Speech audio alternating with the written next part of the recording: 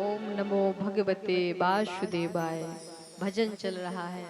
पहला महीना भजन का प्रारंभ होता तो महाराज फल तोड़ करके खा लेते हैं, दूसरे महीने में पत्ते तोड़ करके खा लेते, तीसरे महीने में जल पान करके ही रह जाते, चौथे महीने में वायु पीकर ही रह जाते।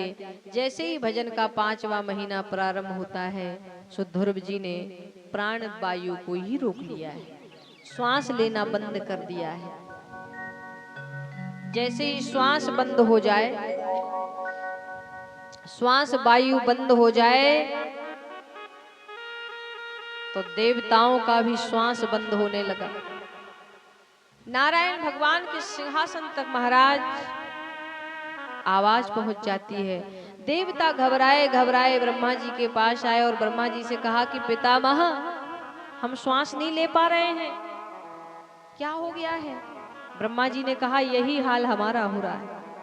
ब्रह्मा जी आए समस्त देवताओं को लेकर के नारायण के पास में, नारायण भगवान से कहा, सब रोते रोते पहुंचे कि विधाता हमारी रक्षा करो, हमें बचाओ, हम श्वास नहीं ले पा रहे हैं। नैवं वेदामो भगवन प्राण रोधम चराचरश्च खिलस्त धामनः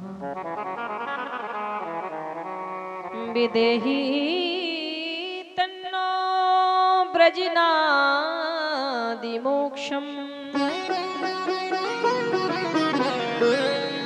प्राप्ता वयं त्वां शरणं शरण्यम।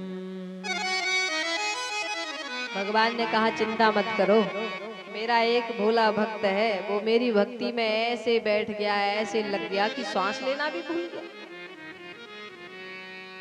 हम लोग भक्ति में भजन करना तो दूर की बात, श्वास लेना तो कैसे भूल सकते आप लोग?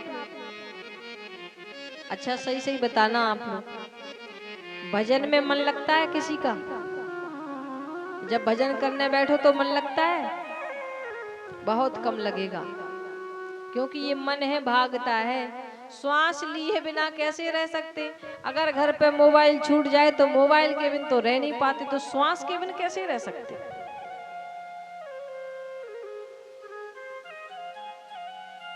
लेकिन ध्रुव जी ने श्वास लेना बंद कर दिया। नारायण भगवान आए, जिस झांकी पर ध्रुव जी का मन केंद्रित था, बिल्कुल वही झांकी आकर के ध्रुव जी के सामने खड़ी हो गई। हड़बड़ाकर आंख खोल करके देखा तो नारायण भगवान खड़े हैं। बोलिए नारायण भगवान की जय। नारायण भगवान दर्शन दे रहे हैं, खड़े हैं, लेकिन ध्रुव जी कुछ बोलते नहीं, बात नहीं करते। भगवान एक आधे घंटे से खड़े हैं, कुछ बोल नहीं रहे, दोनों को देख रहे हैं। भगवान भक्त को देखते हैं, भगवान भक्त भगवान को देख रहे हैं। कुछ बोलना नहीं आता इसलिए बोल नहीं पा रहे हैं ध्रुव जी, आता ही नहीं कुछ। केवल एक ही लगन थी, एक ही शब्द था मन में, एक ही बात थी कि नारायण से मिलना है, बस, और कोई आकांक्षा नहीं थी।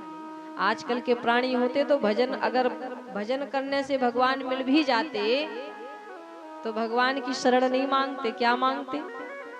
मकान बन जाए, आने वाले चुनाव में हमारा नाम हो जाए, हम ही मंत्री बन जाएं, विदेशियां गाड़ियां हो जाएं, पूरे भारत के नेता हम ही बन जाएं।